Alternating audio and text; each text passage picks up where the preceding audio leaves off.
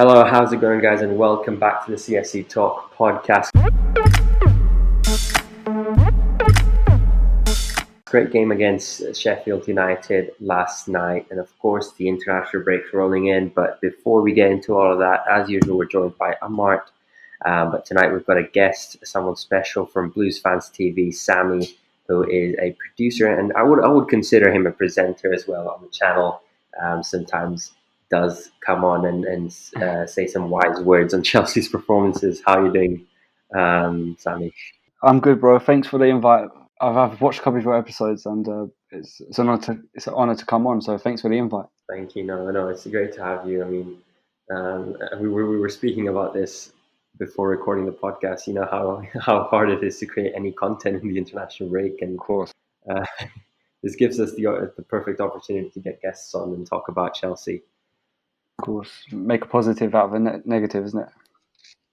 Yeah, 100%. How are you doing? I'm good. I'm good as usual. As long as we win, I'm happy to be here. I think we all jinxed the clean sheet there, me, you, and Yeah. Alex. Yeah, we did. I think it was just a matter of time that somebody scored a goal against Mendy. He's not. We want to call him Spider-Man, but Spider-Man, but he just isn't. So yeah, I think it's even good for him. It makes him less nervous now. I think if he had any nerves of probably conceding a goal, I think all those nerves are gone now. Looking at his performances, it doesn't seem like he's got any nerves. Yeah, He it doesn't stands look in like. goal like he owns the place. His language, I think, helps as well. I've heard that they all speak French, so I think that helps a lot as well. We talked about this. Was it me and Amart last time? We talked about it and how not everyone knows French, and we were like, it doesn't even matter at this point. If you're keeping 6 clean sheets in a row and only conceding once in 6 games, speak whatever language you want. That's true. As long as it works, let's continue it. But yeah, before we dive into Chelsea and Sheffield, and of course the international break, Sami, you work with BLUESFANSTV, and one of the biggest Chelsea channels or social media accounts, if you want to call it in that way. How hard is it for you to run the whole show behind the scenes, and on a few occasions jump into the camera with Lewis and the others to make us laugh? I'm gonna be honest. It's a different world from what people see on camera. I saw it on video.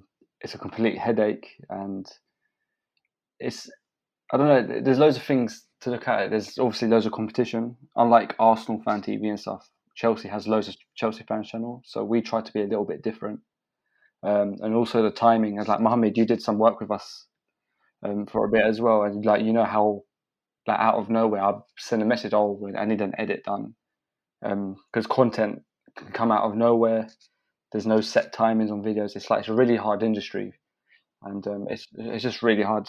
If there's a Chelsea news, breaking news that pops out, I need to message someone, one of the presenters, guys, I need this video out, and then I've got to edit it. So it's literally videos that can come out at any time. Fan cams was a nightmare. So I used to film them, edit them outside Stamford Bridge. Say on the Champions League night, we start at 9 o'clock. I'll be at Stamford Bridge till 1 o'clock in the morning, editing fan cams in the rain on my laptop outside. So it's a completely different world from what people actually see on the videos. And I'm sure, Mohammed, from your channels, you've done all the long editing and stuff, and you know how painful it can be sometimes. Yeah, I mean, of course, especially knowing that, if you release an episode and it doesn't do as well as you expected it to, or maybe, that's when you start to give up. But full credit goes out to the teams that work behind the scenes. I say this a lot on my podcast, and I say that we discuss this, me, Amart, and Alex. We say, we're the face of the channel, but without the people who work behind the scenes, there would be no face. Of course, 100% agree. 100%. Yeah. See, presenters are replaceable. If let's use my channel for example. If Sophie's ill, I can call up Lewis and do a video. Yeah. But if the editors are ill, that's it. There's no video coming out that night. So it's just how important the media staff are, the backroom staff are, like you said.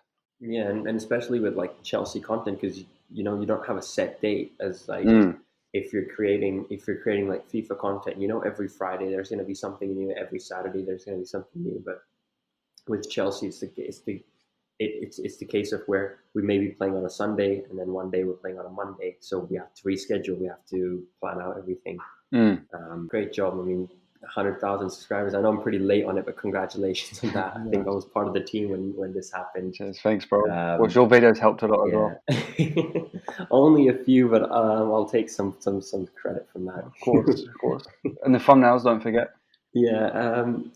I mean, it was great working with everyone. The experience that gave me and looking at how things work behind the scenes. One question I wanted to ask, and this has been asked a lot of times, and this is something that's very important for people who are just starting out, especially for us. And what advice would you give to people who are just starting out? It doesn't have to be football related channels. People who give up after 10 videos, 20 videos, and how should they attempt to grow their channels and personal brands? Bro, I'm going to say, you just said it there. You said to people who give up on 10 videos, yeah? How do you know if your 11th video is going to get 1 million views? You always got to keep trying. And I would say, a lot of people, they quit their jobs and stuff and then hope to go on YouTube. And then when they get low on money, they give up and stuff. So I would say focus on your studies and career, but use YouTube as a side job so you're not as impatient. And then just be consistent. Upload once a week, two times a week when you're free. And I promise you, one day it will. No one knows, and everyone's a bit different for when it will grow big. But I promise you, over time, it will be big. I remember fan cams getting 200 views about 4 years ago, and I used to really message Sophie is this worth it anymore? And now now I've got pictures of myself as the YouTube plaque, where I wish I could tell myself that long time ago, 4 years ago. So honestly, never give up. Try to be different. Don't copy big YouTubers just because there's a reason why that YouTuber got big, because they done something new. Like we do fan cams, you guys do podcasts. So try to be a little bit different, but you will get loads of videos getting no views, and I promise you, don't give up. That's my biggest advice. Research YouTube SEO, learn about YouTube tags and thumbnails, and never give up. That's the biggest advice I can give, because every big channel in the world has had a point where they got no views and stuff. I think it's the case of a lot of YouTubers feel like they set high expectations from video number one, and then when you've got high expectations and you don't receive those, you don't receive the same amount of the expectation that you had. You end up just giving up very early. And if you sit there and you think of it in a realistic point of view and you say, hey, this is my first video, I'll be happy with 10 views. And if you get 11, that will be like you'll be on top of the world. Of course, because you set yourself an expectation which is reasonable and reachable. Yeah, exactly. And every channel at a different level has a different expectation. So when you're small, obviously your expectation shouldn't be big. Just be patient and learn to grow. And enjoy it, of course, enjoy it. If you don't enjoy it, because I used to run other channels, which I'm not going to name, and I just didn't enjoy it. And my work was sloppy. I put things ahead of it. I'd rather go out with my friends than make a video. So enjoying the fun of it it's got to be important. It's got to be there as well. Mentally, you've got to be there. I think I've kept Amart out for too long in this. Amart, are you enjoying this? Are you? Yeah, definitely. Like you said, I think I've been following Sophie from Chelsea Fan Channel, and then I think when she left that and then she joined the BLUESFANSTV, I also started watching some of their videos. And I think Lewis also used to have vlogs that he did on his channel. Yeah, I used to watch those vlogs a lot because I'm not in England. I can't go to Stamford Bridge, so I love it when people go out there and doing vlogs. But to hear the amount of work that goes into making those Chelsea fan cams and the vlogs and the videos. Like it's very interesting. It's Mm-hmm. You shouldn't really take it for granted. It's, actually the main point of the vlogs is to give an experience to the fans who can't, not just who live abroad, just to fans who can't make it to Stamford Bridge or to Yeah. any Premier League game. Most of our fans are foreign fans who can't go to England, and that's the beauty of the vlogs, in my opinion. It's a shame it's got taken away at the moment, and I just can't wait to bring that back. Yeah, exactly. Yeah, hopefully you guys are going to be back. But great, I would have to say, great adaptation of the content. You know how you guys switched over so quick, and you know still adapted. You know you used to do fan reactions and match day vlogs, and then to switch over to previews and reviews and all that. It does take a while, but you guys have done such a seamless transition. Yes, thank you. Yeah, it's great to have other channels. You know, hopefully one day we'll be your greatest competitors. If not, then we'll grow together. See, I don't want to say that because we're all Chelsea fans. We're all Chelsea community. Why don't we all get the 100k plaque in it? That's what I would want. 100%. All collab. Let's go for Partners. Let's say that. That's the word. Partners. it. Yeah. Partners in YouTube. Chelsea YouTube. Yeah, I mean that's always great to know. You know, you've got so many people doing this that you can just hit up anyone and they'll be eager to help you out. Of course. Yeah, I think that sums up that debate for anyone who wants to start off a football channel or any channel, as a matter of fact. Don't give up. Keep trying. Moving on. Chelsea versus Sheffield. Amart, your thoughts on that performance? I don't know. After the goal, like I mean, before the goal, we were a bit shaky because Sheffield United attackers were on us a lot, and just after the goal, when we scored the goal, when we scored our equalizer, it was just cruise control from there, and fantastic performances from Ziyech, fantastic performances from Kante, fantastic performances from like everybody. Everybody was good on the day. I think the only downside was not to keep the clean sheet, but I think we had a very good performance. Like we did very very well. So I'm happy. I'm happy.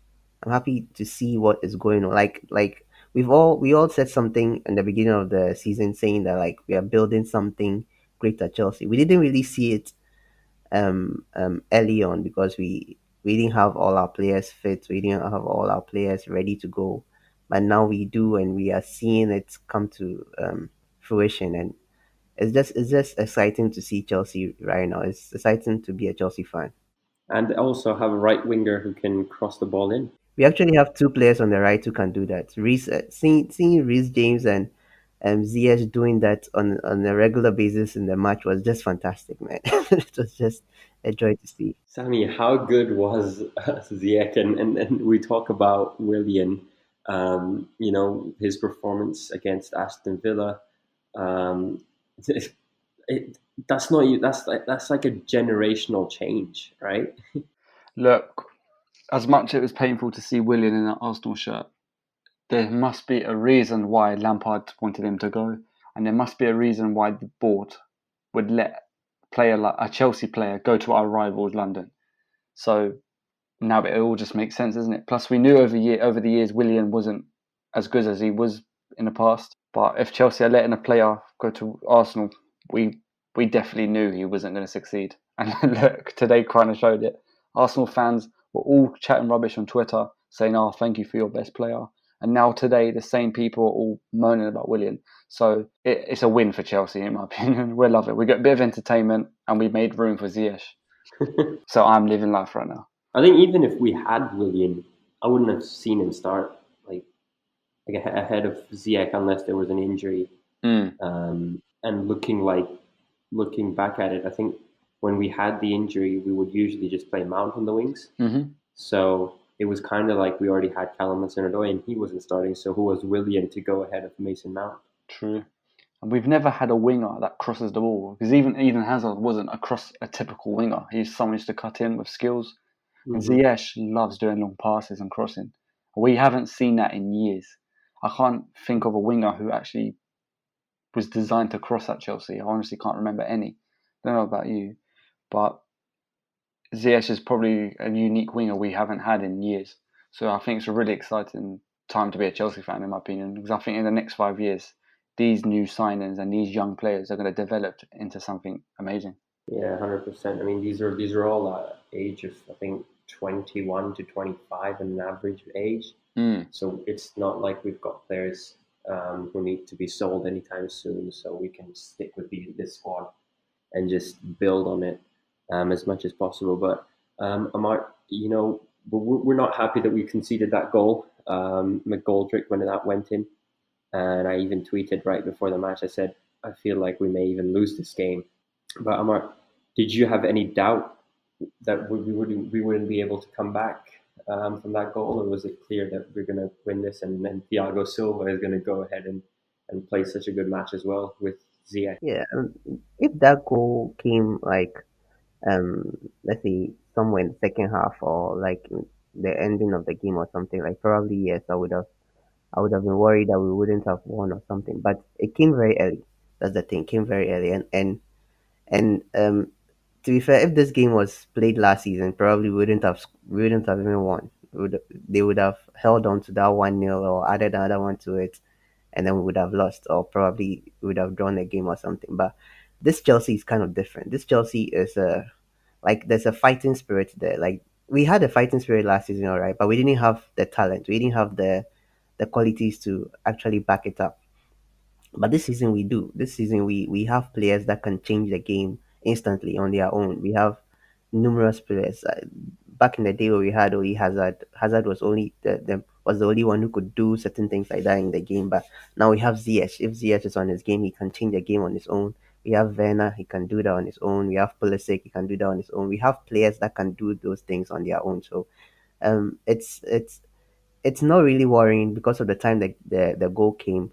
But like I said in the beginning, the way the goal came was a bit disappointing because um, when they gave the shots corner, I could see Ziyech pointing to Kante to go and mark the other player, but the two of them went to mark one player, and then the ball was whipped in. And McGoldrick, to be fair, that was a very good finish. I think it deserved that finish is the kind of goal that Mendy like I don't know how to put it. I think that's the kind of goal that should have been scored against Mendy, not a tap in or anything. That's a class goal. So I think Mendy will be happy. He will not be happy to concede, but when he looks back at the replay, he'll be like, yeah, okay, I considered that goal, so I'm okay. It was a good finish. It was a very good finish. It was a very good finish. So, like I said, it was early, so nothing to worry about, and we came back strong, and yeah, exciting times. I know we talk about clean sheets and everything, but we need to talk about the defense. Sami, Thiago Silva, we've basically just gotten a leader for free. We haven't really had anyone in a while. I think I would say the last leader we actually had would be John Terry. And after that, we've basically just cycled through, I think, Aspilicueta, in respect to him and Jorginho, but I wouldn't call them leaders. So how important is Thiago Silva for this team, and especially his performance against Sheffield? I totally agree. He can't even speak a word of English, and he's already leading our team, which is amazing. Another thing I think that it's made it easier for him compared to other centre backs. Thiago Silva is world class. Everyone knew him from PSG and from the Brazilian national team. He's just a world class centre back. So when he's come back to Chelsea, all the younger players just naturally respect him. When other defenders like Luiz got replaced by Tomori and the other defenders, David Luiz got offended and he left. I don't think Rudiger or Tomori got offended with Silva coming on, because they just know he's on a completely different level, and that's why we're not seeing much anger from our defenders who've been dropped right now. So he just brings so much to the team: leadership, inspiration. Everyone's going to be learning from him. And like you said, against Sheffield, he was amazing. And to be honest, he's been amazing every game he's played, apart from West Brom, when he made one mistake. But I think that was just a wake-up call for him to teach him how harsh the Premier League is, where in France, he has all the space to play with the football, where in England, that doesn't exist. So I honestly think, despite his age, he's a big impact to the bench and to the team, and obviously onto the pitch. I think overall, I think a lot of people said even if Thiago Silva plays football till 40, Chelsea should keep him if he continues to play like the way he plays right now. Would you agree? Of course, 100%. Well, how long is his contract? I think it's a 1 year with the choice of extension. Of course, sign it up, because I really doubt he's going to be much bad next season. I really doubt that. I'll say he's got a bit of life in him. And remember when John Terry got dropped when we won the Premier League with Conte, and Conte made sure John Terry was there to give some leadership in the staff room and stuff, and to give some inspiration to the youngsters. So if Silva does get dropped, if we extend him next season, he's still going to be there as a leader, as an inspiration. So yeah, there's no reason not to sign him, in my opinion, unless we sign 2 world-class centre-backs this summer. So I'm just looking at the stats right now, and I know Amart, you're very interested in stats. So let's go down that lane with Thiago Silva. We haven't lost a game where Thiago Silva is playing. So whenever we've lost the game, Thiago Silva is either injured or not playing. So that would be Spurs, Southampton, which we drew, and then Liverpool and Brighton. So the only game that he missed where we won. So yeah, we've only lost games where Thiago Silva hasn't been playing. I'm just making sure that I've got it correct. Yeah. So that's an incredible stat, Amart. What do you think about that? Yeah, it is. It's definitely an incredible stat because it's really fantastic. I think Mendy would have been in the same bracket if it wasn't for the loss to Spurs, because I think Mendy, whenever Mendy plays with Thiago Silva in the same game, we haven't lost yet either. And it's it's really it's very important because this is something that we lacked last season. We lacked it so much. We lacked confidence in the defense, like that solidity in defense we didn't have, and we didn't have the assurance that our keeper will turn up on the day. There's some days he might turn up, there's some days he might not turn up, and this brings a lot of ease to Chelsea fans. I think Lampard is more comfortable. He knows exactly the defense he wants to go with. He doesn't need to be reshuffling the defense. He doesn't need to be experimenting with players.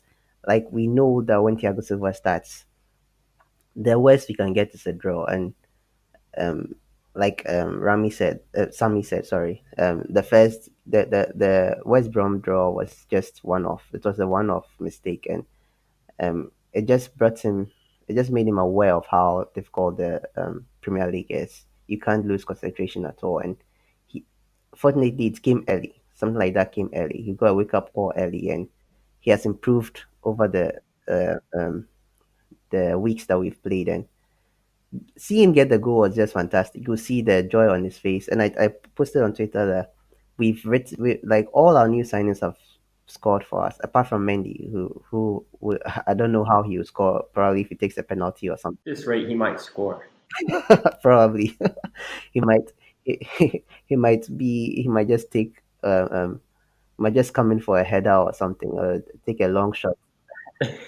But all our signings have scored, and it's just amazing to see all our signings. Thiago Silva, everybody has scored. Everybody has been on the score sheet, and I was happy for him. I went to check his wife's his wife is even more excited to for Thiago Silva to be at Chelsea than even Thiago Silva himself. It's always on Instagram. Yeah, she's always on Instagram. I went to check her Instagram stories, and the way they celebrated when she celebrated every goal, and then when Thiago Silva's goal came, the way they were excited, they were shouting "Daddy, Daddy, Daddy" in their house. Even the kids. Even the kids, yeah, they were so happy, and I think they are enjoying life at Stamford Bridge. The new players all enjoy playing at Stamford Bridge. They enjoy life at Chelsea, and it's kind of like it's refreshing. Like, we've not had this kind of positivity at Chelsea since Conte's first season, and bringing back that positivity, like everybody being happy, even the naysayers who wanted Lampard out, they wanted Mount out, those players, those people, they don't say anything anymore. They are all quiet. I don't know whether they are plotting or whatever, but they are all quiet now, and there's positivity, and I just like seeing it. Yeah, I mean, I've got another stat here, and while we're talking about Thiago Silva, it's very important we talk about his partner in crime with Kurt Zuma, who's also been on the score sheet this season already. And both of these guys have only conceded 10 goals in the Premier League, which is the second least conceded. And we've scored the most goals in the Premier League, meaning that we've got the highest margin of goal difference in the Premier League, joint with Tottenham at the moment. Bruh. And Sami, looking at the last season, we had a goal difference of 15, so we're about to top that in the next few games, hopefully. How good does that make you feel, and does that make you think, oh, we could challenge for the Premier League this season, or is that way out of our league? So the thing is, we were very careful because we're all online and stuff, but I know every Chelsea fan deep down has a little belief that we can fight for the league. And I honestly believe it. Man City have not improved in the past 2 years. They looked terrible against Liverpool. Liverpool, they bought Thiago, okay, but they haven't really changed the system, so they haven't really improved.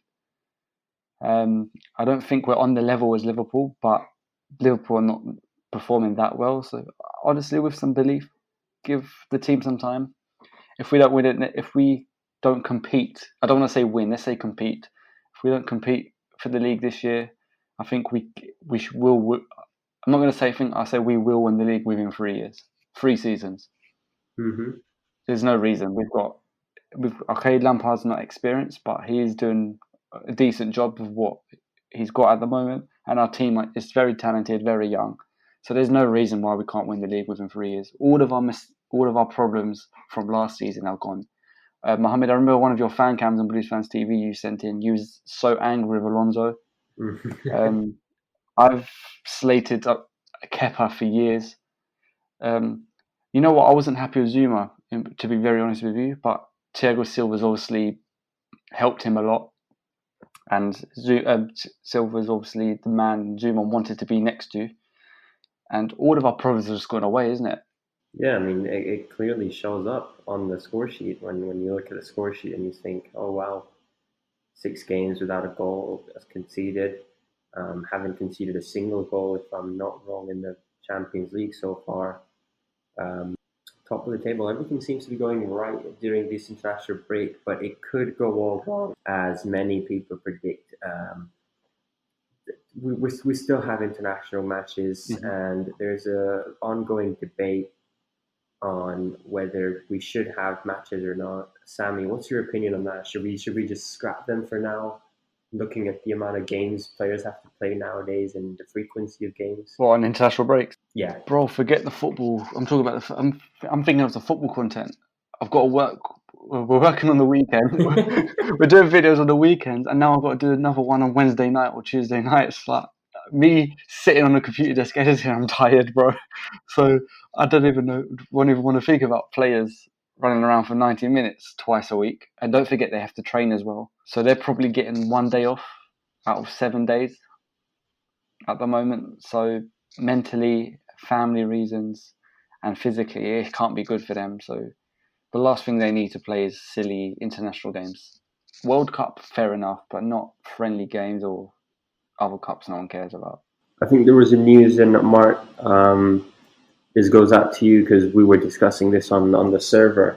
There's a news where Chelsea said that they will not release defender Andreas Christensen for the international duty with Denmark for their games against Iceland and Sweden, as per the Premier League's advice, and that is due to Denmark's cases that have risen over the past weeks. So, Amart, your opinion on that and how that affects players such as Andreas and players who would have gone for international duty and may have contracted the virus, and looking back, Kai Havertz who's got it now. How does it mentally affect the players? The international break has never been in a time like this. I've never understood the reason why the international break is still going on, or is like has still been allowed to go on, considering the fact that countries are still battling COVID-19 and people are still on lockdown and stuff like that. So I think it's a good. I think it was based on the advice of the Premier League, and Chelsea also took it because Denmark, in the recent weeks, Denmark have had an increase in their COVID-19 cases. So definitely you have to go to Denmark first, and then they'll play their first game in Denmark. So they'll be in the country. It's not like they're meeting up in a different country. They'll be in the country first. So one, they'll risk the health of the Danish players, and they'll risk the health of the players from Sweden, and then they'll if they contract it, they'll have to come back to their teams as well. There's a risk of spreading it. So I think it's best that is the best decision Chelsea can take now, because he's important to us, and I'm very sure it wouldn't be only Chelsea. Other teams will not allow their players from Denmark to go and play for their national team. So I'm just wondering how the Danish team would take it, or the Danish FA would take it. But for me, it's the best option now. Sami, I think you spoke about the content side of things, and how that affects us. But if you've got anything to say about the players' point of view, and There's many things you have to think of. Is players sprint? See, first of all, I think international breaks should be taken off for players who live abroad, because that's a part of spreading, isn't it? So if England's got high cases, why would all the foreign players go to their country to play the international games? Why are you spreading them about? And like you said, mentally, that's probably scared them a lot. It's just it needs. Yeah, international break is just not ideal right now. generally does not make any sense. It the Premier League need to interfere. Maybe FA, FIFA, they need to get in something in place, because if it continues like this, we're seeing rises in cases, and soon the football that we're enjoying and we're watching, and that's keeping us sane during lockdown, is going to shut down if there's an increase in cases in the leagues. And we talk about the international break, but we also kind of need to come back into club football and say, hey, the Champions League is also the same format where teams travel to another nation, to different places, and all of that. So should that be scrapped as well, or should we have a neutral venue like UEFA did last season for the Champions League? That's actually a very good point. I didn't actually think of the Champions League. I think if the case is, if it's possible that football needs to get taken off, then I'll be happy. I think everyone will be happy with playing in one venue. But if everyone's going to spread about, and then cases are going to go, and then people are just going to blame them, I'd rather not risk football going. So I would be happy. I don't think anyone would go against playing in one venue. Amart, your opinion on that? Yeah, it's definitely a tricky one, because we don't want the teams to go out for international break, but we still want to watch the Champions League. So it's a tricky one, but um, I don't really I don't really mind with teams playing in the same venue, but I don't think teams will also agree to it. I think the last time around it was kind of like a necessity. It was a hasty decision, and it was in the midst of the outbreak. So a lot of teams accepted it, but the teams that didn't really um, enjoy it, or they didn't really get any advantages out of it, like Barcelona losing 8-2 or something, I don't think they will agree in playing a neutral venue again, because probably that was one of the reasons why they lost 8-2. And I think that also one good thing to about the Champions League is the leg system, like the first leg, second leg system. I don't see how that will work in in just one venue. It would be very difficult. So it's either they scrap it like if we are calling out for the international break to be scrapped, then it's either they also scrap the Champions League as well and just stick to the um, local leagues. But if they can work something out, I don't know, because with this same issue, if there's a game, if we have a Champions League game at Denmark, we are not going to say we won't go. We'll have to go and play it. So it's kind of similar with respect to the fact that we are not allowing Christensen to go. So it'll be difficult. It'll be a difficult one. I don't. There's a reason why I'm not part of the decision making team because I'll be I'll, I'll I'll not be able to make any good decisions for them. So whatever they want to go with, I'll be on board with them. Let's do a coin toss. Yeah, coin toss. But I'm not a big fan of the one venue system. Yeah, I think that's a debate that can go on and go on and go on for days if you want to go on. But we're going to move on to the next topic that we have in hand. We talked about Chelsea's season so far, so let's talk about Chelsea's season in the future. Sami, what we usually do with our guests is we make them say their predictions for Chelsea and their so towards the end of the season. So I know it gets kind of tricky and we get into kind of a debate where we might disagree with you, but yeah, I mean, Premier League. Do you look? What's your predictions for the Premier League? Chelsea's a team you just can't predict, isn't it? We beat the top teams and lose against the smaller teams. We're just a weird club. I do believe we're definitely going to get top four. Obviously, I want to say we can fight for the league. So, I'm just going to be humble. I'm going to say third place in this podcast, but in my head, I'm saying first or second.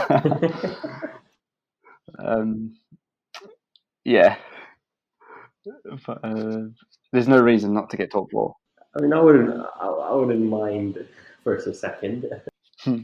But realistically, it'd probably be third place. I wouldn't be happy with fourth with the amount we've spent. Okay, but seems about right. I think top four is expected. But I think anything past top three or top four is a disaster. Yeah, I mean, of course, you can't spend 200 million and justify the fact that you had 200 million and you came at a worse position than last season where you had a transfer ban. There would be no way to justify that. But yeah, so Champions League, where do you see us go? I still think we're nowhere near teams like Bayern Munich, and we're still not. I think Lampard's still not found his first 11 or tactic formation, whatever. So there's still a lot of work to do in the Premier League, let alone Champions League. Because look, we couldn't even beat Seville. So I think, yeah, we go past the group stage easily. Barcelona don't look that strong, but Real Madrid, Bayern Munich, we're not on that level. So I don't think we'll go that far. But let alone we did win the league, we did win the Champions League as a dark horse. so you never know. You never know. So on screen, you're being humble, and then in your heart, you've already for the Premier League. For the Premier League, yeah, but Champions League, we're just going to lose 3-0 against Bayern Munich again. I'm not confident for Champions League at all. You've already pictured in your mind Thiago Silva or Azpilicueta lifting the Premier League and the Champions League in the next few years. I would love that. Kepa would probably drop it, but that'd be the dream. Imagine a podcast the day after winning the Champions League. Oh, the scenes. I would just talk about that winning goal or that winning penalty or just I could spend a day or two just talking about that then. You probably couldn't even do it. You were too busy celebrating. Yeah. But yeah, high expectations from Chelsea. It doesn't come from anyone else other than new signings. So something new. We're going to try it out with you. Let's hear your best signing so far. If you had to give an award to the best signing that we've made so far, who would that be? I'm going to need to think about this, because at the beginning of the season, I was really impressed with Chilwell. I still am. I was so against Alonso. Chilwell was so highly rated from me.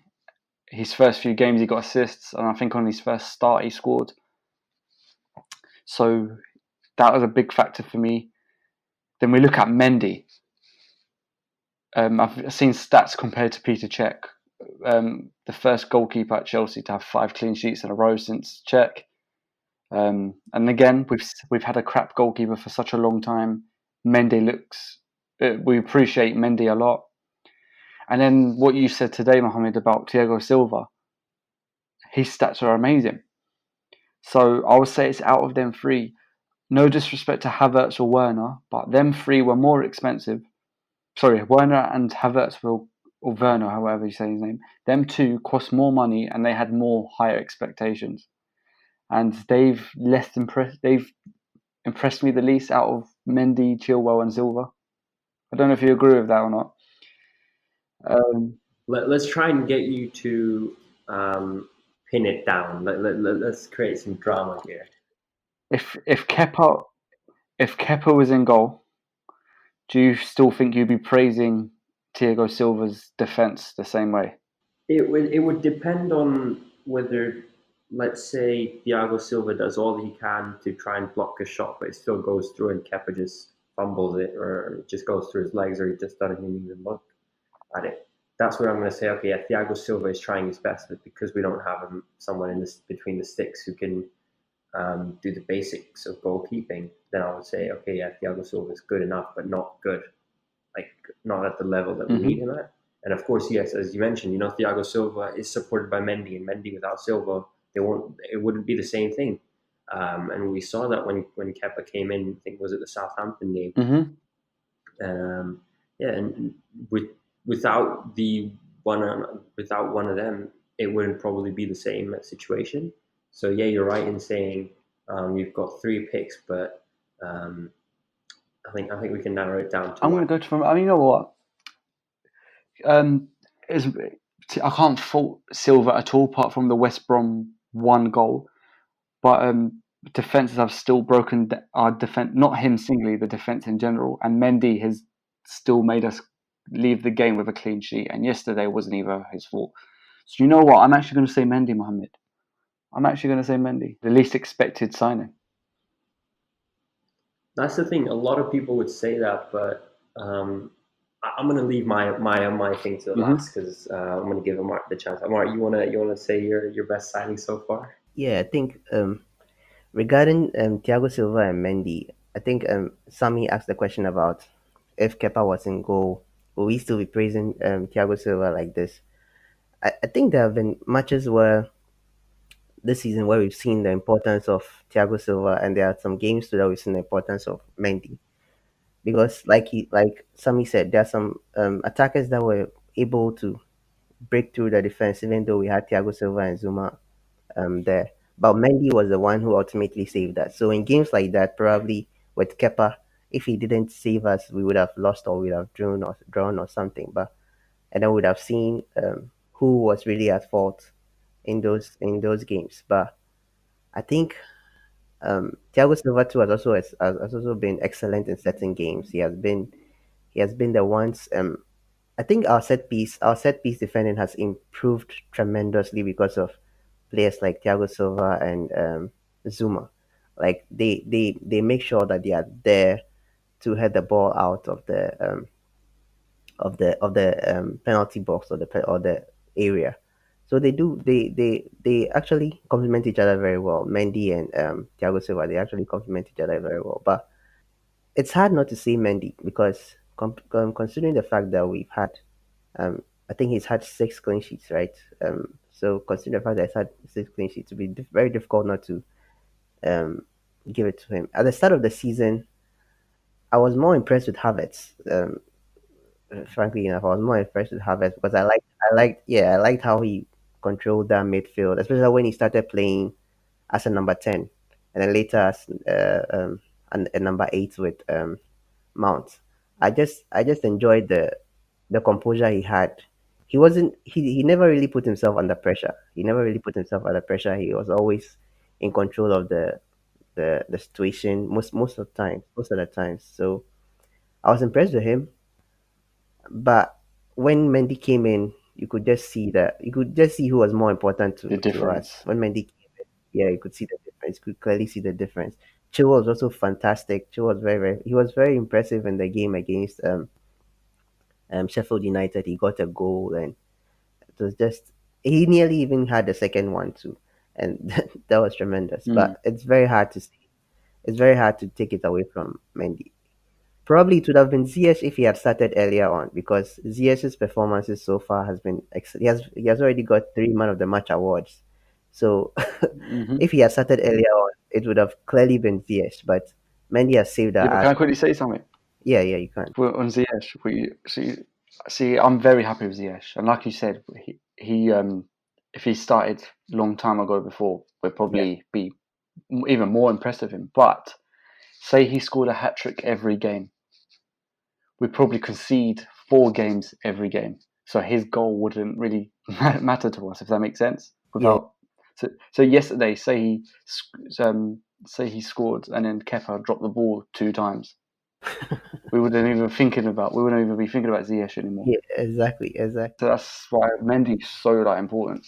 That's what I'm saying. That it's very difficult to take it away from Mendy, because we had a big problem there. We had a big problem there, and he has solved that problem. So I think I mentioned it the last time on the podcast, saying that there's this popular saying that people say that when it's like the attack wins games, but the defense wins trophies. So if you want to win trophies, the defense is what we have to focus on first. And it seems like we've solved all our defensive issues, and the attack is still getting there. The attack is definitely still getting there, because right now we have Pulisic out, we have Havertz out. When all those players are fit, then yeah, we can attack on full on a full throttle now. So yeah, so definitely Mendy. I'm giving it to Mendy. Nice. I have a feeling Mohammed disagrees. I think I'm not going to disagree on that at all, because realistically looking at it, and I heard both of your points, and I would say without Mendy, yes, of course, Ziyech's goal would have been cancelled out. I would say Ziyech. I'm going to go and give the same answer like Amart, and I'm going to say, yeah, Ziyech was important because he's been so influential in the last few games. But Mendy has to be it for the price that we got him, 20 million, and the way he's performed so far. And if he keeps this on, then we were looking at something about conceding 2 goals every 6 games, 7 games. So, which is a very big thing, you know. I think it was John Terry, and I can't remember exactly who, but we conceded 15 goals in one season, which is absolute madness. That's like less than half a goal per match. So, without a doubt, for me as well, it's going to be Mendy. I usually disagree, and Amart's going to know this. I usually disagree with their opinions, and I'm the one stirring the pot. But yeah, today I don't think I've got anyone else. I thought you guys would say some attacker or even Thiago Silva, and I would go with Mendy. But yeah, it's pretty clear. Mendy's got to be the one. Love that. It's quite unusual for everyone on the podcast to agree with each other, isn't it? I think That's good. I think I love that. I think that's the kind of feeling you get when the team is playing well. When the team is playing well, it's easy to agree with everybody. That's true. I don't know why, but I have a feeling we're going to have debates soon with Azpilicueta or Reece James. I think that's going to be the next debate, or Abraham and Werner. That's going to be the next Chelsea fan division. Yeah, and I think I want to add this. Abraham has been really fantastic. I don't know whether you guys have seen it, but he's been like a solid team player. Like, you can see that he doesn't really go for glory. He doesn't think of himself or anything. He thinks about the team first, and he thinks about helping the players around him, because you can see Havertz's hat trick was due to him assisting Havertz in most. Abraham, yeah. Yeah, 100%. I mean, there's always going to be debates with Chelsea players, and especially with the squad depth that we have. There's so many options that we have. So there's always going to be fans going and preferring one player to another. I think that sums up tonight's podcast. Anything you guys want to add on? Yeah, I want to add one more thing. Regarding Reece and Ashby, I think Ashby knows that his time at Chelsea is gradually coming to an end. I think he understands the fact that it's time James takes on certain roles that he had in the past. So between Ashby and Reece, I don't really see. Probably, yeah. Fans will always be fans, and fans will always create debates out of things that are not really debatable. But I don't think amongst Reece and Aspie they see themselves as competition, because I think Aspie is kind of like mentoring James into that position. So without like Aspie not playing, I don't see that's an issue. As long as Reece is turning out those excellent performances, and it seems like Lampard also knows how to balance the two, and so I think it's good. It's good to have two players of that quality vying for the same position. Yeah, I mean, we can say, I think that's the same case that happened with John Terry, with other players. You slowly have to give way to the next generation, and that's what Aspilicueta is doing. And the one thing I like about him, and he's not like Gary Cahill, where he's looking to go out. And he's ready to sit on the bench and have his time when he wants to. And I think he realizes that it's very important that he gives way. He can't be at Chelsea throughout his lifetime, and there will be a time where he has to say goodbye. But he will anyways come down as a Chelsea legend, I would say. Sami? 100%. He's done a lot for this team. And people forget he's played in so many positions. Mourinho put him on the left. Then he played on his original side of the right back. Conte put him in the middle. This man he's played everywhere. So I think Benitez even played him CDM for 1 or 2 games in the Europa League. Yeah. So you got to respect him just from that alone. So he's been a great captain. He's won a lot at Chelsea. Yeah, he's a leader and a legend. Completely happy with his service at Chelsea. Yeah, and I think that he won't go down the same lane as Willian, and we're gonna end up making fun of him and his errors, but he won't. He's gonna be like in the middle of Lampard and Terry and Drogba and Willian, so where he will get the respect, but he won't be recognised as well as the other Chelsea legends, I would say. Of course. Well, I think that sums up tonight's podcast. Thank you, Sami, for joining us. Well, thanks for the invite. I enjoyed myself. It's actually great content. Great having a chat with you. Thank you for coming on. Amart, as usual. Thank you for joining us. For everyone watching, make sure to subscribe to our channel. Follow Sami on his links, which will be in the description. And if you're listening to this on Apple Podcasts or Spotify, then make sure to add it to your playlist. It means a lot when you play our episodes and when you listen to our episodes. Make sure to check our social media out. As I mentioned before, we're releasing a website soon, so you'll see a lot of things happening at CFCTALK now. Writers, designers, we've got everyone included, and we'll be doing quite a lot of things. So that's it for tonight, and we'll see you next time.